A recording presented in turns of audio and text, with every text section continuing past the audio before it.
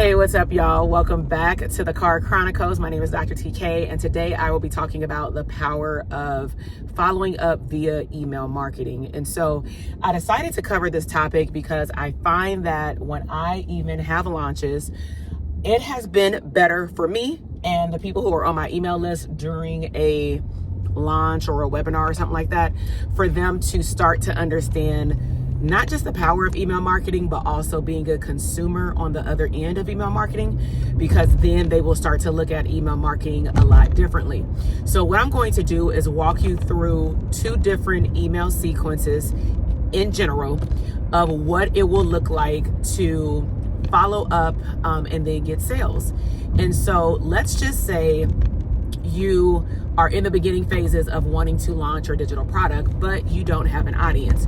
So first things first, I would say to get an audience, you definitely want to test out whatever topic you are going to cover in your ebook, and you want to start clearly putting out content so that you can see the interest of people that are interested in that, thing. So if I was doing my 60 digital product ideas, which is what I did, I started plugging in on Instagram and on YouTube different types of streams of income in the digital world that therapists may not have been aware of. And then I would put a lot of, value information in my captions. And what started to happen is people are like, well, wow, can you help me launch it? Or I didn't know that this type of digital product existed. So I knew that I was on the right track. Now, what would be the next step is to get these individuals on my email list. And one of the, I'm going to say, mistakes that entrepreneurs may make is that because they don't have the product yet, their digital product is not ready yet, their webinar is not ready to get people enrolled yet, then they will pause on getting people's email addresses. But here's the thing, let me ask you, would you rather have someone who is cold come to your, let's just say, live session if that's what you were doing? Or would you want someone who was lukewarm? And clearly the answer would be you want somebody who is lukewarm, because now that they have gotten to, even in a short period of time, know, like, and trust you, now they're more open to even buying from you, okay? So I would, if I was having a digital download, if I had nobody on my email list, I would go to ConvertKit, and I'll drop the link in the description box. I have the ability for you to get a free trial, and I would get something simple like ConvertKit. I like ConvertKit. My clients like ConvertKit because it doesn't look just like it, but it can operate just like a Gmail account. But it's a customer relationship management system, an actual email marketing system called CRM. So you can start getting people on your list through your stories, through your lives, through your posts, through being on other people's platform like collaboration. And what you're going to give them in exchange for their email address and their first name, I would always get their first name, is what they're going to get in return is something of value based on the topic that you told them that you're going to give them. So what I find that does not work really well is when people say, unless you have a big following already, like on social media, is get on my email list so you can get on my newsletter. All you're telling somebody is get on my email list so that I can send you some more emails. You're not telling them what's going to be in the newsletter. Versus, I'll give you an example, is at one point I was doing therapist workshops on, they were APA certified, like CEs, and they were on social media. So in order to warm up my audience before I even start enrolling people in my CE workshops, and some of them were live in person and some of them were virtually, is I created a checklist initially on 7 things to consider when you're promoting your mental health services on social media, primarily Instagram and Facebook. So I got a good amount of email subscribers, let's just say 100 or so. And then I realized that I had plateaued. I don't know if I was marketing to the same people were seeing it. I wasn't doing anything via Facebook ads at that time. And so I met with my mentor. It's always good to like pass things off in like your coaching program and let them know you need help. And what the person had told me, the person that was in charge of marketing with my coach, is she said, I wonder if you targeted the pain point versus the transformation, because you could do either or. So we played around with the wording, and we just literally changed the wording to 7 things to avoid to keep your license, like when you're promoting on social media. That's it. Man, that email list blew up. It went from, let's just say, 100 to 500 people in a very short period of time. Of course, that took me having to create content, talk about it, do all those things. And then eventually I started doing Facebook ads or whatnot. So when I launched CE workshops, when I launched courses, memberships that had to do with therapists promoting their services on social media, I was now known for that area, right? And, sometimes I would do CE workshops where it's like a double dip. You can build your business and get CE credits. And so I did that for about, no lie, like 2 years. And that's how I really got known. And then, of course, when they come on there, I'm also talking about like how you're going to use social media to leverage promoting and getting referrals for your private practice. Then that's how my Private Practice Academy blew up as well. But what I'm saying is I got people hooked on something that would make them warm, because the first email sequence is called the nurture sequence. Okay. So let's just say that person got on my list because in exchange, I gave them something of value, something they wanted, something they can use right now. So when they got the confirmation email with the download, I let them know, hey, P.S., I'm going to be sending you some other valuable information. Sometimes it can come weekly or monthly. If you're going to send it every week, say that. But at that time, I just didn't know because it depended on the season. But I did tell them, make sure they open up all my emails. So you want to let people know what's happening, right? That you're just not going to spam them, but that you're going to send them something of value. It's going to be in bite-sized pieces, etc. So the confirmation email included the download itself. And I always include the download because I'm sure that, you may have done this before. You sign up for something for free. When you give your name and email address, they give you the downloadable printout right then and there. But what if you did it on your phone? What if you were doing it in between sessions or something, right? You close out your browser. Now you got to go opt in again. And depending on how their system is set up, you may not even get it again if their system won't allow you to sign up again. So what I've taught my clients how to do is, even though you may give them the download in the thank you portion of like the thank you page, still give it to them in the confirmation email, okay, as a PDF. And then just let them know what's coming down the pipeline. Then from there, what you start to do now is you're conditioning, you're training your audience to open up your emails. So this is why also some people who tap into email marketing, they say it doesn't work, primarily because you're sending your audience some BS that has nothing to do with what you offer. You're not giving them anything of value. You're only emailing them out of the blue every 3 to 4 months when you're selling something, launching something, and you're not keeping them up to date even with what's going on in your business, like a newsletter. So once you let them know what's happening, I would then email them again within 1 to 2 business days. There's no magic number, but I do 1 to 2 business days because I'm conditioning them to see my name in their inbox. Okay. So in the second email could be me actually introducing myself. Now, in this day and age, what I would encourage you to do is put a paragraph in there, but you can also do a video. You can link up a YouTube video. You can link them to an Instagram video, but let them hear you, let them see you, especially if one of your services is you doing therapy, like talking, right? A service-based, you do coaching. If it's all digital, you're just doing digital downloads, then yeah, you can put something via text, but to spiff it up, I would definitely do a video. So after the second email, then it's up to you. If you've delivered all that you're going to deliver, then at that point, it's really about figuring out what can you commit to right now in terms of how you're going to add value to the people on your list. It's not just getting people on your list. You want to nurture your list so that they don't feel like they're only being sold to. Does that make sense? So that's called a nurture sequence. And typically a nurture sequence is 3 to 5 emails. Some people have more. It really depends on what you are adding in your emails. I know I've done a maximum of 4. So the first one will be an intro.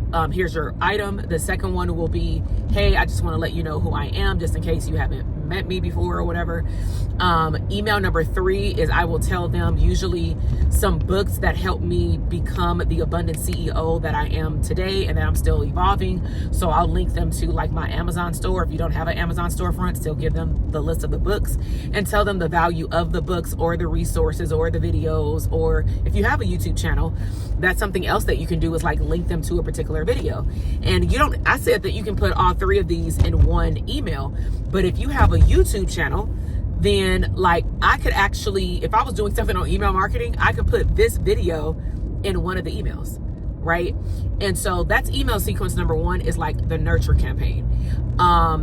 Then sequence number 2 is, let's just say I took that social media downloadable guide and now I have a launch or some type of webinar or something like that, or a live session, because I am going to be enrolling people in my live event, my workshop, or my course, or just something more than something for free. Okay.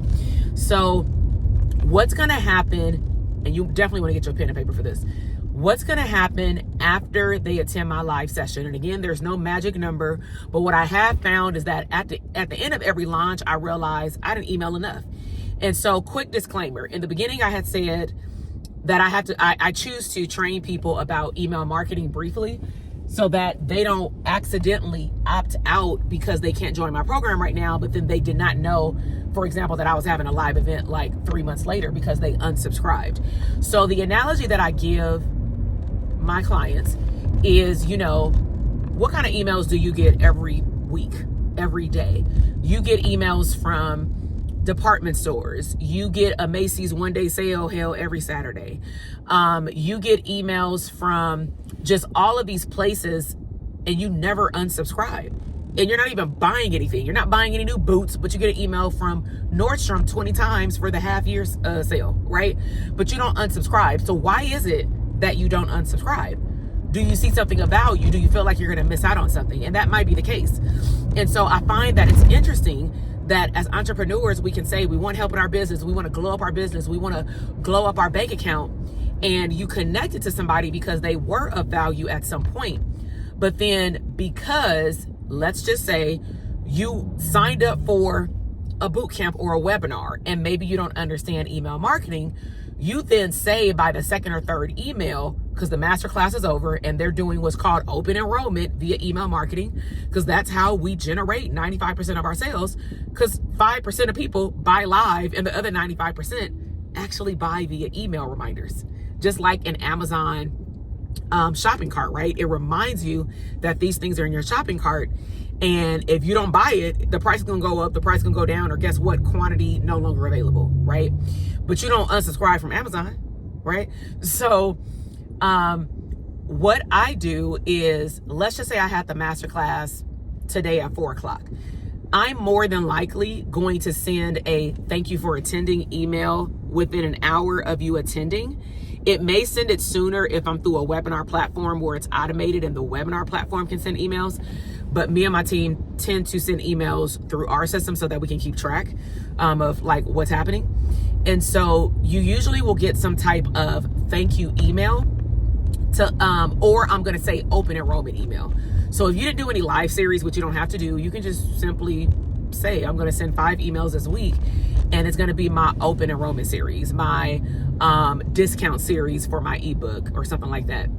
So, and sorry about the lighting, I'm under underpass. So let's just say I do a live class. I send an email saying, thank you for attending. As promised, when we talked on the masterclass, I'm going to give y'all first dibs for, let's just say, this early bird offer or whatever. So that email goes out. And if it's in the evening or even if it's in the day, that's the only email I'm sending. Okay. So, so then the night wraps up, and then the next day, and please note, all of these are scheduled out. Now, I will say, when I first started doing email marketing, I was creating them as I went because I wanted to tap into my flow of energy to make sure that what I wanted to see in the email was aligned with even what happened for me in my masterclass, because that's what I do to like launch stuff or even like Instagram Live or something. So let's just say I have a coaching program. I'm going to go through different streams of income. If I have a coaching program and it has an open and closed enrollment period, this is what it could look like. Day 1 may have extra bonuses. It might. You don't have to, but it might. So if I have extra bonuses on day 1, I'm more than likely going to send 1 email in the morning as early as 6 a.m. because I'm Pacific Standard Time and people on the East Coast start at 9 o'clock. So I'm going to send 1 at 6 o'clock. And then I might send 1 in the middle of the day, but I'm not going to send it to everyone. I'm only going to send it to the people who did not open the first email. That's the beauty of these email marketing systems. You can go in and click and say, send it to whoever did not open the morning email, and then maybe you can change the subject line if you choose. Then I'm for sure, if it's a bonus that's expiring, I'm going to send an email in the evening.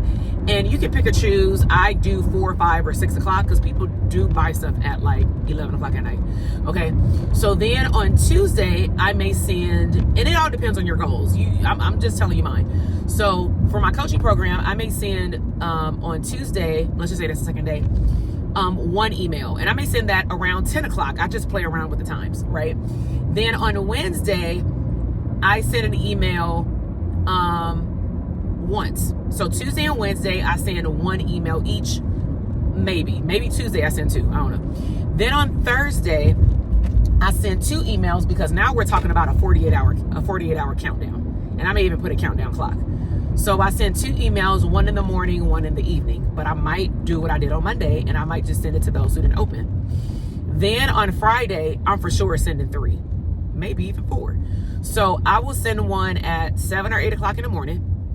I send another email or resend it to non-opens around noon or 1 o'clock. Then I send another email anytime between 4 and 6. And then depending on what the launch is about, or let's just say if I just went live stream to answer some questions, then I may send one. I've sent an email at 8 o'clock and like 5 people bought right before midnight. So what I'm saying is that there's no magical number in terms of how many emails, but I'm just sharing the power of email marketing, because if I looked at like a launch that generated off a $500 product, $5,000, literally 100% of my sales came from the emails post the live class. Nobody bought while they were live. Everybody bought after they got the email. Okay. I've had as big as a $100,000 launch, like 130. 95% of those people purchased when the emails came throughout the whole week. There's no magic number. Now, if you have something like an ebook and it is evergreen, meaning it's on sale all the time, then you may have like a launch celebration period. But then after that, where email marketing is going to kind of come in play is nurturing your audience and maybe telling them like, PS, like, did you know I had an ebook on this topic? You know, etc. You can do that every single email because the bulk of your email is not selling, it is offering value. So in this video, I've introduced to you the purpose of email marketing, how it can be a game changer, and also just to be honest, people are sleeping on email marketing and this is why you're not getting sales. But it also positions you as an expert because you're getting in front of your audience better than your competition, because a lot of your competition don't want to do email marketing. So if you want to learn more about marketing your business online, learning email marketing, identifying your niche, becoming your niche, setting up your online products online through online systems, then use the system that I have used and that my clients are currently using in our Aligned Marketing Academy, along with a digital course access, self-paced. You have unlimited access to the course and all its updates. Then make sure to check out the description box, join our program, join our Telegram group, join our community, and let's blow up your online business. So I hope that you love this chit chat with me as I go to get my massage. If you have any questions about email marketing, all of my resources that I've referenced today will be in the description box, but let me know what is it that you liked about what I talked about today. Let me know if you have any further questions. I actually respond to all the questions or feedback in the comments. As long as y'all positive and high vibe, I'm with it. If you are new here, I want to say welcome, and please subscribe to the channel and like this video and share it with another entrepreneur. All right, y'all, have a great rest of your day. Bye.